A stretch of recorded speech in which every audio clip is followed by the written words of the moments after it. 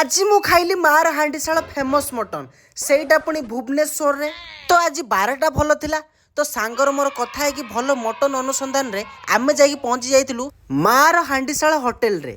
आउ डेरी न करिकी चटापटा आमे जाई देखिलु मटन रोषे केमिति कोन होउची। तो मटन देखिबा को तो बहुत जबरदस्त थिला। आउ आखि को एते सुंदर देखा जाउतला।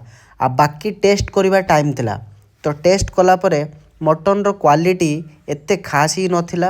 बाकी देखिबा को जा थिला सुंदर मो आ कोन कहबी सांग माने मते एक्चुअली एते खास भी लागिलानी मटन। आउ पैसा देइछि जेते बेले काठे काठे तो खाइबा को पड़िबो ना।